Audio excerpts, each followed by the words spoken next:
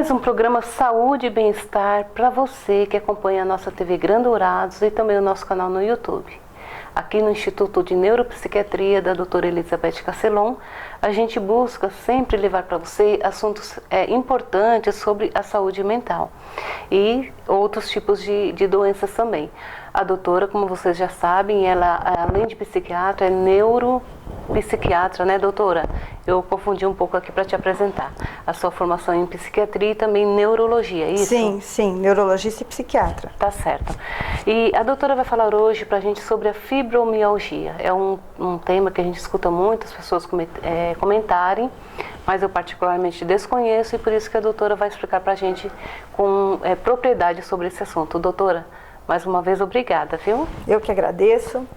Então, a fibromialgia ela é a causa mais frequente de dor crônica. Aquelas pessoas que têm dor todo dia ou quase todos os dias, né, com muita frequência. Então, ela é a causa mais frequente de dor crônica. Ela acomete 2 a 4% da população, quer dizer, super frequente, né?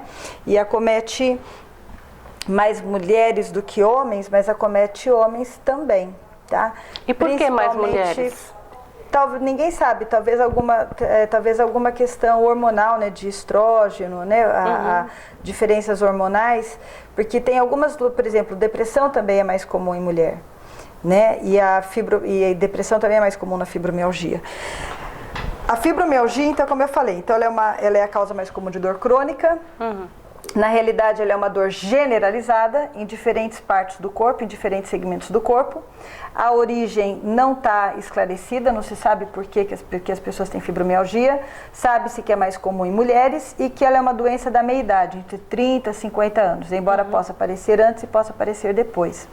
A fibromialgia ela é tipicamente tratada pelo reumatologista, então eu não quero aqui tomar o lugar. Então, se você tem dores no corpo todo, você tem que procurar o reumatologista, porque o médico reumatologista é que vai ser capaz de avaliar se essa dor é realmente a fibromialgia ou se você talvez não tenha uma doença reumática, ou se você talvez não tenha as duas coisas, porque as pessoas que têm artrite reumatoide, síndrome de Sjögren e outras doenças reumatológicas, elas podem ter também fibromialgia e tem um risco maior de ter fibromialgia. Então, o primeiro médico a ser procurado é o reumatologista. Por que eu, afinal de contas, estou falando sobre esse assunto?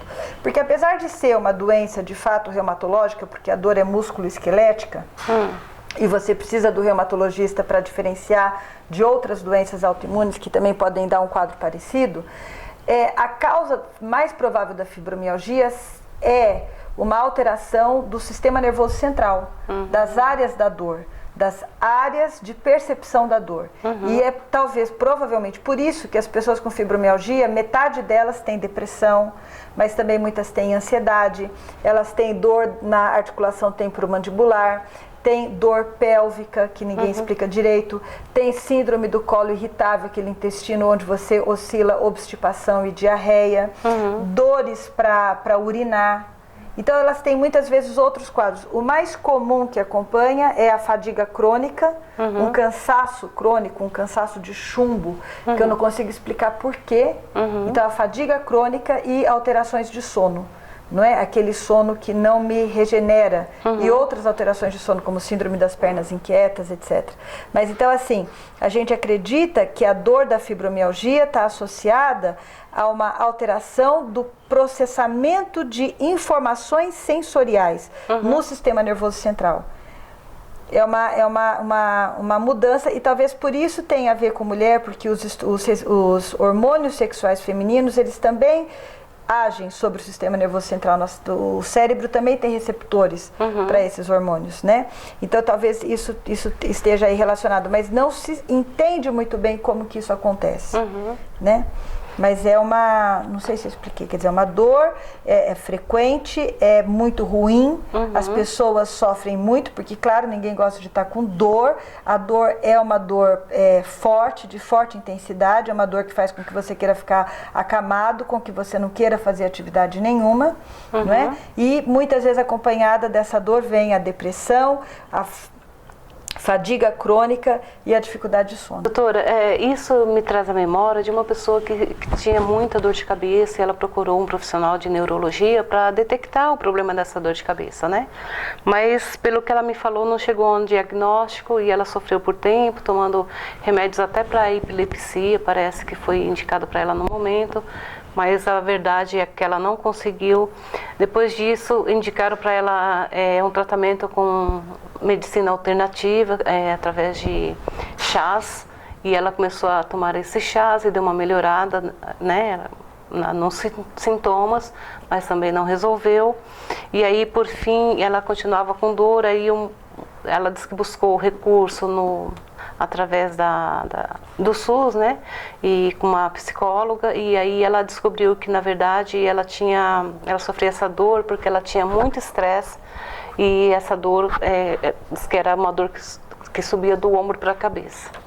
Então, aí o que acontece? Quando ela chega nesses casos extremos, que você comentou que a pessoa fica até acamada, que ela se retira, a dor é intensa, não passa, o que ela diz que a única coisa que ela consegue tomar e aliviar naquele momento é nimesulida ou ibuprofeno. São uns remedinhos que ela toma que alivia naquele momento, mas é uma dor assim que é crônica, pelo que ela fala, já de 10 anos ou mais. Isso seria uma característica da fibromialgia? Não, porque é uma dor localizada que ela está tendo, né? Fibromialgia é uma dor crônica, é uma dor generalizada, então ela se dá membros superiores, membros inferiores, tronco, cabeça, pescoço, né? Então ela é uma dor generalizada, ela se dá em diversos segmentos. Não precisa ser todos, mas são diversos. E isso daí que ela está falando é uma dor mais localizada. Agora, tem as pessoas com fibromialgia também têm com frequência dores de cabeça, e que geralmente são enxaqueca ou cefaleia do tipo tensional. Você falou que ela tomou remédios para epilepsia, é porque os remédios para epilepsia, ácido valproico, carbamazepina e outros, gabapentina, eles também são usados no tratamento da dor, por motivos bioquímicos. Eles são estabilizadores de membrana, eles evitam que os neurônios se despolarizem com muita facilidade. Então, não está errado você trata, porque parece que fica totalmente errado. Falando, ela tinha dor de cabeça e o médico deu um remédio de epilepsia. Não, é porque os remédios, os anticonvulsivantes, eles são classicamente no mundo inteiro usados para tratamento de dor crônica, né? Assim como os antidepressivos.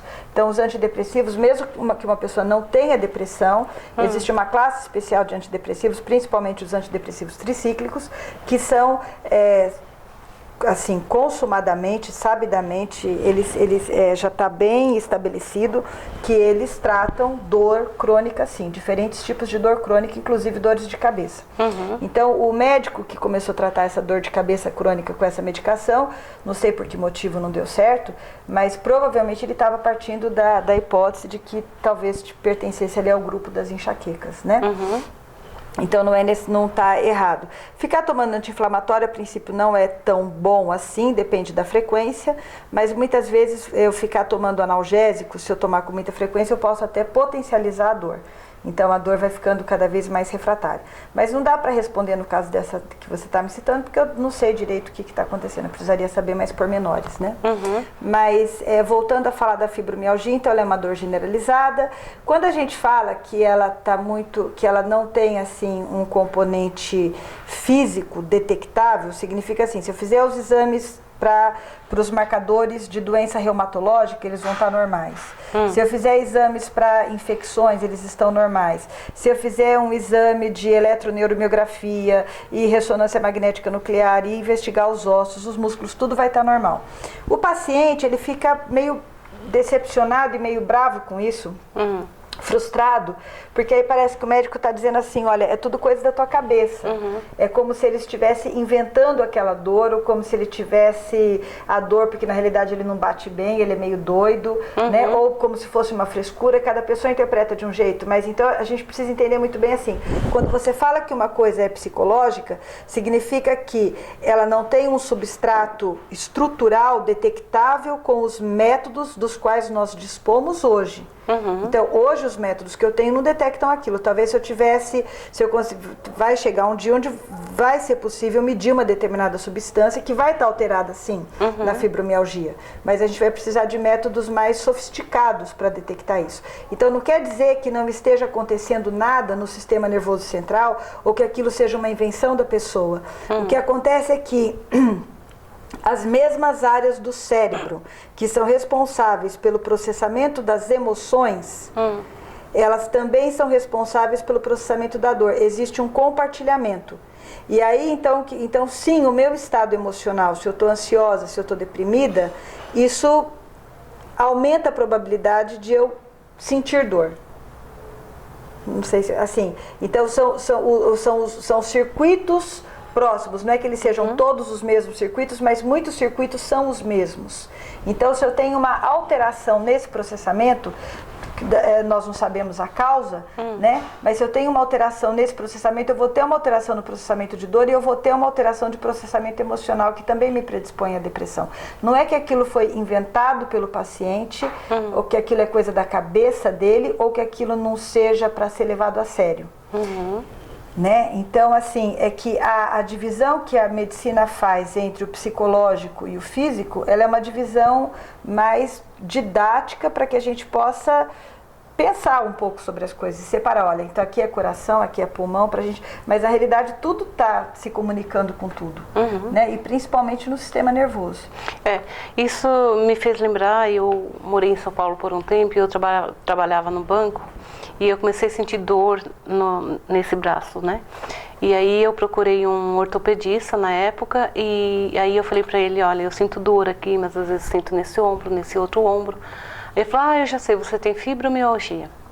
E assim, você não pediu nenhum exame e receitou uns remédios para fibromialgia. Na época eu fiquei até afastada, né?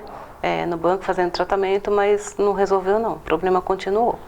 Então, existe algum exame que poderia detectar realmente a fibromialgia? Não, não tem. Então, os exames que a gente faz são justamente para excluir outras coisas. Por isso que eu disse que o primeiro médico a ser procurado é o reumatologista. Né? Ele é o especialista nisso e principalmente especialista em excluir coisas que podem ser muito parecidas, como a polimialgia reumática, que pode também dar muita dor no corpo todo, mas que tem algumas características um pouco diferentes, emagrecimento, um pouquinho de febre, mas tem uma outra faixa etária também, que é mais frequente nas pessoas mais idosas, mas enfim, é o reumatologista que vai fazer essa diferença. Então ele pede outros exames, não para detectar a fibromialgia, mas para excluir coisas que poderiam ser confundidas com fibromialgia. E uma coisa que eu não relatei é que como ele era ortopedista, ele pediu sim exames, né? Para saber se não era tendinite, esses exames raio-x, parece até que eu fiz uma ressonância magnética e por fim ele me deu esse diagnóstico, mas a verdade tomei os remédios e o problema não cessou. Mas doutora, e como a pessoa então, o meu diretor está sinalizando ali que a gente vai para um rápido intervalo, mas eu queria te perguntar o seguinte, como que a pessoa que sente essas dores, né, que tem esse incômodo, porque a pessoa que sente dor, é difícil ela conviver com isso. E muitas vezes ela realmente fica impossibilitada até de trabalhar, né, porque é o caso daquela pessoa que eu relatei, ela falou que quando chega, se a dor quando ela começa a perceber a dor, ela já toma esse tipo de remédio que eu te falei, esses anti-inflamatórios, resolve. Mas às vezes ela precisa ir para a cama, ficar deitada, passar a noite inteira com aquela dor. E assim, é uma coisa que a agonia deixa ela muito angustiada. Então eu gostaria que depois na volta você comentasse um pouco sobre isso, de como que a pessoa pode proceder, né? Como lidar com essa situação. Em 5 segundos, você vai conhecer o potencial do seu cérebro. Aos 17 anos, ela foi aprovada em 9 vestibulares federais. Você sabe a diferença deste cérebro para o seu? Treino. Supera. Ginástica para o cérebro. Treine seu cérebro. Vá mais longe. Faça uma aula grátis.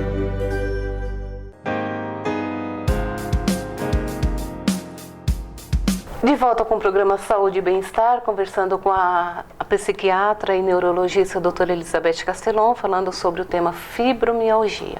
Doutora, como que a pessoa que tem essa doença, não sei se pode chamar de doença ou transtorno, ela pode lidar com ela? Então, fibromialgia é doença, sim. E aí, claro, eu estou com muita dor no corpo, eu vou procurar o reumatologista. Aí eu recebi o diagnóstico de fibromialgia. A função do reumatologista que vai me dar esse diagnóstico. Sim. Né? Eu não sei que eu tenho fibromialgia, só sei que eu tenho dor no corpo. Então eu tenho que procurar o médico reumatologista. E aí ele vai me esclarecer, ele vai fazer os exames e vai me esclarecer do que se trata. E aí, assim, esse médico provavelmente, assim, uma coisa importante, né, que ele faça, é que ele realmente explique isso que eu estava dizendo no bloco anterior, que o fato de ser uma coisa para a qual não há um substrato estrutural mensurável, através dos exames dos quais nós dispomos hoje, não quer dizer que nada esteja acontecendo. Estão acontecendo mudanças bioquímicas no cérebro, no processamento da dor, sim. Não é invenção do paciente, não é frescura, não é coisa da cabeça dele. Então, realmente, aquela dor que ele está percebendo é real, tá? Embora, a segunda coisa, embora ela seja real, não existe nenhuma lesão perigosa. Então, se ele está com medo de que ele tenha alguma doença debilitante, no sentido de ser alguma lesão que vai progredir, não, ele não tem. Então, não é uma doença perigosa nesse sentido. Terceiro lugar, oferecer um tratamento. E o que mais ajuda são os antidepressivos. Não só porque o paciente muitas vezes tem depressão, mas porque os antidepressivos atuam nos centros do sistema nervoso central que processam informação de dor. Então, eles também têm por si só um efeito de melhorar a dor. Às vezes também os anticonvulsivantes, às vezes um miorrelaxante adicional, mas principalmente os antidepressivos e anticonvulsivantes são os medicamentos de primeira escolha. E encorajar o paciente a não tomar atitudes que sejam contra a situação. Por exemplo, já que eu estou com dor, então eu não vou fazer nada. A gente sabe que a atividade física melhora a fibromialgia. Então, caminhada, às vezes até musculação. E principalmente eu recomendaria atividades do tipo yoga, tai chi chuan, porque são atividades que envolvem alongamento, envolvem força também, não tanto o aeróbico, mas elas... Pilates. O Pilates ele está muito próximo do yoga, né? Eu sou mais do yoga enfim, eu acho que trabalha mais a questão da respiração, da tua consciência. Parece que o yoga te leva a ter uma outra postura diante da vida. Aí você vai para os pranayamas, que são os exercícios respiratórios.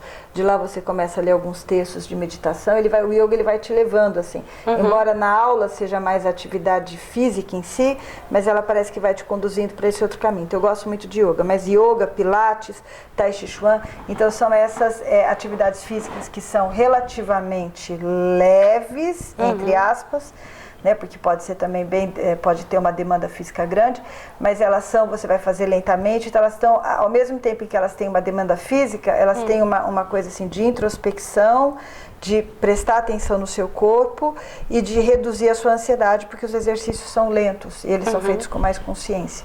Então, não encorajar o paciente a ficar em repouso, encorajá-lo a fazer atividades dizendo que elas, mesmo que depois causem um pouco de dor no começo, mas elas vão melhorar os sintomas de dor a longo prazo, vão melhorar também os sintomas de sono. E aí entra um pouco o papel do psiquiatra, né? Então, por exemplo, porque essas pessoas vão ter também muitas vezes alteração de sono, síndrome da fadiga crônica, enxaqueca, ATM, às vezes dismenorreia, como eu falei, polaciúria, dor para urinar. Então, às vezes elas têm várias outras queixas que a gente precisa meio que ver como um todo e tratar aí essa situação psiquiátrica também. Também, né, doutora? E a gente sabe que hoje as pessoas vivem uma vida muito conturbada, de imediatismo, e isso leva ao estresse. E o estresse pode ocasionar, doutora, a fibromialgia? Pode contribuir, pode potencializar? Sim. Resposta é sim. Então, assim, a fibromialgia ela tem uma causa meio desconhecida, mas às vezes os sintomas podem se iniciar depois de algum estresse muito grande. Por exemplo, isso pode acontecer, pode ser que sim, pode ser que não. Mas pode acontecer da fibromialgia ser desencadeada depois de um divórcio, perda de uma pessoa na família, perda de emprego, alguma situação assim que te levou ao extremo, né, das suas capacidades de adaptação, dos seus recursos de adaptação. Agora, vamos imaginar, você tem fibromialgia. Claro, se você está numa situação estressante, isso piora a fibromialgia. Mas aí vale a pena entender também que o estresse, claro que eu concordo plenamente que a gente vive numa sociedade ansiogênica, uma sociedade que gera demanda, que não te dá um tempo para se retirar um pouquinho, dá um tempo, né? Antes, sociedades agrícolas, você tem que imaginar que tinha a época ali da colheita, aquele estresse todo, mas depois tinha umas épocas que você parava também, relaxava, né? Principalmente nos países onde você tem as 4 estações do ano bem definidas, então você tem uma fase de inverno, tá? Então agora inverno nós vamos ficar mais dentro de casa, vamos fazer os tapetes de lã, as roupas de lã, vamos fiação, o marido vai fazer um pouco de trabalho ali de carpintaria, depois nós temos a outra fase, então parece que você tinha um pouco de tempo também para descansar, para relaxar, né? Não sei se as épocas eram melhores, não sei se eu queria trocar, mas que a gente tem mais estresse, eu acho que a gente tem, né? A gente dorme menos, né? Isso está comprovado, a perda de sono também se associa ao estresse e tal.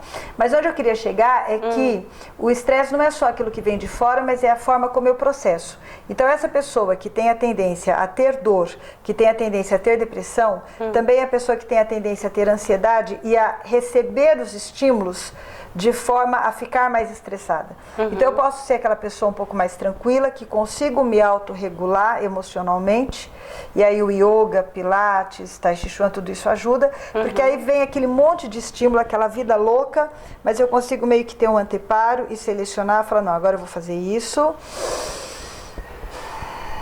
tudo é transitório, calma, tá, então agora eu vou fazer aquilo outro. E aí eu não me estresso tanto. Então, quando eu trabalho a questão do estresse e falo de estresse em relação à fibromialgia, eu não falo só dos eventos, mas eu falo desse tipo de pessoa que tem essa predisposição a ficar estressada com as coisas. Tem muita gente que fala, você trabalha? Não. Você estuda? Não. Você é o quê? Eu sou dona de casa, mas meus filhos já são adultos e eu fico... Não tem... Cadê o estresse? Mas aí a pessoa coloca um monte de coisa na cabeça. Então, o estresse ele é muito gerado pelos nossos pensamentos e as nossas emoções. Ou seja, mesmo que uma pessoa aparentemente tranquila, né, em casa, ela pode ter o estresse também. Sim, o estresse não depende só do tipo de vida que você leva, também, mas não só disso. Ele vai depender principalmente da forma como você elabora as coisas que acontecem na sua vida. Ele depende, como Buda diz, né? O mundo são os seus pensamentos.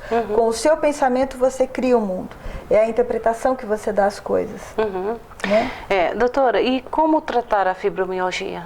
Então, aí a primeira coisa é você esclarecer o paciente do que ele tem, ter feito o diagnóstico diferencial, ter excluído outras coisas, esclarecê-lo, então, sobre a natureza da doença, verificar os outros sintomas que ele possa ter, que eu mencionei, enxaqueca, distúrbio de sono, fadiga crônica, outros tipos de dor, o que está acontecendo na vida dele, e aí você vai estar tratando com a medicação, provavelmente também com a psicoterapia, se for o caso. Então, a medicação são os medicamentos para dor, eu falei dos antidepressivos, anticonvulsivantes, a psicoterapia e essas outras medidas que eu disse, atividade física, salientando essas técnicas mais holísticas que trabalham com a mente e com o corpo. Yoga, né? Yoga, tai chi chuan, pilates. Tá. A gente tem falado aqui no nosso programa muito sobre vários tipos, né, de transtornos mentais, e você sempre ressalta a psicoterapia. Então, a pessoa que é especialista em psiquiatria, como é o seu caso, você também é a pessoa apropriada para indicar o tipo de psicoterapia que ela deve fazer para evitar esses transtornos. Sim, para ajudar. O psiquiatra, ele é médico que fez especialização em psiquiatria. O psicólogo, ele estudou psicologia, que vem de uma outra área, da área da psicologia, ela surge assim como um ramo da filosofia. O psicólogo, teoricamente, tendo se formado em psicólogo, ele já está apto a fazer o tratamento psicoterápico, que seria a psicologia clínica. Apesar de que é aconselhável, recomendável que ele se especialize em uma das formas de psicoterapia. Terapia cognitivo-comportamental, terapia... psicanálise, psicologia analítica e várias outras derivações. E agora, o psiquiatra falar, faça essa forma, o que eu posso dizer é assim, olha, cientificamente, através dos trabalhos que têm sido feitos, a forma que tem mostrado mais resultados é essa. Só que a forma pode ser essa, e aí você vai para um psicólogo e você não se entende com ele, embora ele siga aquele método. Então, assim, não sei se o psiquiatra deve interferir tanto no método que o paciente vai procurar. Ele pode dar a opinião dele, ele pode guiar um pouco, mas o que eu quero dizer assim é que muitas vezes um mesmo psicólogo, ele pode usar diferentes métodos ao mesmo tempo, porque ele está com uma pessoa individual e ele aparentemente ele está fazendo terapia cognitivo-comportamental, mas ele usa um pouco um fundo ali de psicanálise para estar interpretando algumas coisas. Então eu acho até que o bom psicólogo ele faz isso, ele mistura um pouco as técnicas. E mesmo que uma técnica seja a mais adequada, se aquele psicólogo não for bom, ou se ele não teve não rolou um clima ali com o paciente, então também não vai ajudar. Então eu acho que o psicólogo a gente deixa um pouco, a gente recomenda as pessoas que a gente conhece, com quem a gente tem boa experiência, mas a gente deixa um pouco assim para o paciente, porque vai ser muito individual, vai depender, porque não deixa sempre de ser uma relação entre duas pessoas, e isso pode dar muito certo, pode não dar. Tá certo. Bom, o nosso programa já está caminhando para o final, doutora, e eu gostaria que você deixasse então uma mensagem para quem está acompanhando o programa, se ela sente essas dores no corpo, de repente ela já identificou o problema que ela tem através dessa conversa que nós tivemos, qual seria o aconselhamento que você daria para essas pessoas? Evitar a autovitimização, né? Não ficar se sentindo coitada, que eu tenho dores, ai que horror, não ficar se sentindo vítima, não ficar desesperada e não ficar deitada na cama. Então, se quer deitar, então deita, mas deita no sol, vai tomar sol, porque o sol tem um efeito antidepressivo. E tenta tomar um pouco as coisas nas suas próprias mãos, fazer a sua parte. E fazer a sua parte significa aprender mesmo essas técnicas de respiração, de relaxamento, atividade física, procurar um médico adequado. Não deu certo com aquele médico, procura o outro, não deu certo, vou procurar um outro. Procurar tratamento, mas procurar tratamento sem também ter aquela expectativa de que eu vou encontrar alguém que vai resolver o meu problema inteirinho para mim. Não, ele vai me guiar, mas o caminho a ser percorrido da cura também é um caminho meu, que é um caminho para eu tentar lidar melhor com os meus conflitos, lidar melhor com as coisas, enfrentar. Lidar melhor, como é que eu estou lidando aqui com os problemas que eu tenho, o que dá para eu fazer, o que eu posso delegar, o que não é da minha alçada e eu estou me preocupando demais. Então, sem autovitimização, sem passividade, sem desespero, sem colocar tudo para o médico, procurar você também tomar atitudes proativas que melhorem a tua saúde. E isso inclui, então, procurar o tratamento para a tua depressão e a tua ansiedade. E também não ser uma pessoa, tipo uma esponja, né? E sugando tudo o que acontece no dia para ela, sem, de repente... De negativo, sem poder, de repente, compartilhar com alguém da família, né? Ou um amigo. Mas, doutora, muito obrigada, então, por esse importante tema que a gente pôde levar para a nossa sociedade, né? Não só a Douranense, mas, como eu falo sempre, o programa ele está disponível no YouTube. Eu sempre compartilho ele nas redes sociais, eu marco a doutora aqui também, que acaba compartilhando, então eu tenho certeza que você pode ter acesso de uma forma ou de outra, ou através da TV Grandourados ou pelo YouTube. Muito obrigada então, doutora, até o nosso próximo encontro, e eu gostaria, né, de nos próximos a gente falar sobre esses assuntos que a gente já vem discorrendo aqui, que é de grande relevância para toda a população. Então tá, vou estar à disposição. Obrigada.